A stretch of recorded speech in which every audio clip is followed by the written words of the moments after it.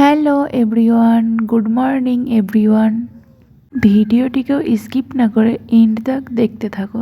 তো আজকে আমি বানিয়েছিলাম বেসন আর সুজি কা লাড্ডু। তো খেতে তো ভীষণই মজার, জাস্ট ওয়াও লাগে, অসাধারণ একটি লাড্ডু।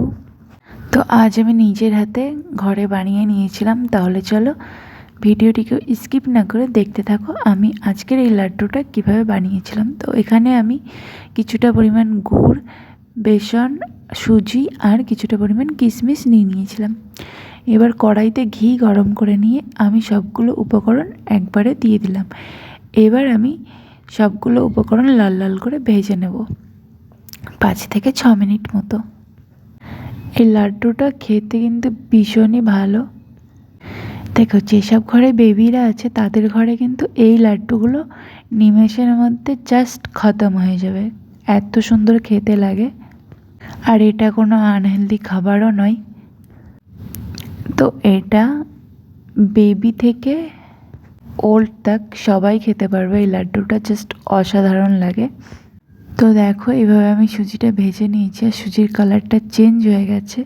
তো এবার আমি সুজিটাকে নামিয়ে নেব।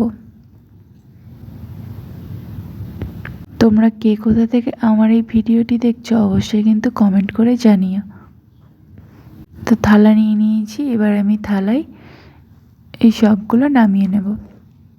তারপর এই কড়াইটাই বসিয়ে দিলাম। এই কড়াইতে জল দিয়েছিলাম। তো জলটা ফুটে গেছে। গরম হয়ে যাওয়ার পরে জলের মধ্যে আমি পরিমাণ মতন গুড় অ্যাড করেছি।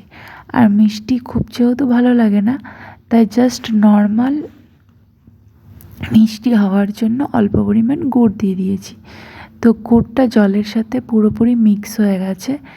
দেখো জলটাকে আমি কীভাবে ফুটিয়ে নিয়েছিলাম, গুড়ের পুরো পাক হয়ে গেছিলো। তো তারপর আমি যে সুজি বেসনটা ভেজে রেখেছিলাম সেটা আমি এর মধ্যে অ্যাড করলাম। আবারও এটা আমি 4 থেকে 5 মিনিট এইভাবে মিক্স করতেই থাকবো। আর এটা ভাজা হয়েছে কী করে বুঝবো? যখন দেখবো কড়াই থেকে অটোমেটিকলি উঠে যাচ্ছে, কড়াইয়ের গায়ে লেগে থাকছে না। তো দেখছো কালারটাও চেঞ্জ হয়ে গেছে আর এই সবগুলো এক জায়গায় হয়ে আসছে। তো তারপর আমি একটু ঘি অ্যাড করলাম। ঘিটা স্কিপ করা যায়, বাট খুশবুটা ভালো হয়, তার জন্য খুশবুটা যেহেতু ভালো আসবে তার জন্য আমি ঘিটা এখানে অ্যাড করেছি। আর দেখছো তো কীরকম মানে সবগুলো একই জায়গায় হয়ে আসছে, কড়াই থেকে ছেড়ে দিচ্ছে। তো আমার সুজিটা ভাজা হয়ে গেছে। এবার আমি এই সিচুয়েশানে এটাকে নামিয়ে নেব। দেখো, তো আমি এবার এটাকে নামিয়ে নিলাম আর তোমাদেরকে জুম করেও দেখালাম যে এটা কালারটা জাস্ট দেখো, আর কড়াইয়ের তলা থেকেও ছেড়ে দিচ্ছে। তো তার মানে এটা হয়ে গেছে। এবার আমি এই থালাতে কোনো রকম ঘি বা অয়েল লাগানোর দরকার নেই, নর্মালি থালায় নামিয়ে নিলাম। আর এটা কিন্তু গরম গরম থাকতেই লাড্ডুগুলো বানিয়ে নিতে হবে। যদি ঠান্ডার জন্য ওয়েট করি যে এটা কখন ঠান্ডা হবে, তাহলে কিন্তু লাড্ডুগুলো ফেটে যাবে। তো দেখো, এবার আমি খুবই গরম, হাতটা মানে জ্বালা করছিল, এরকম একটা সিচুয়েশান তৈরি হয়েছিল, তার জন্য 2 হাতে বারে বারে ডলা দিচ্ছিলাম। তো তারপর দেখো আমি এগুলো সবগুলোকে একসাথে ভালো করে হাতে মিক্স করে নিচ্ছিলাম। আর ভীষণই গরম গরম গরম থাকতেই লাড্ডুগুলো করতে হবে। বারে বারে আমি 2 হাত এক জায়গায় মিক্স করে নিচ্ছিলাম, ঘষাঘষি করছিলাম, খুবই গরম লাগছিল।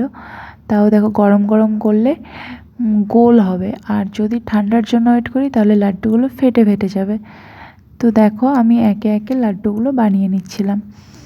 আর দেখতে ঠিক কিন্তু এরকম লাগছিল।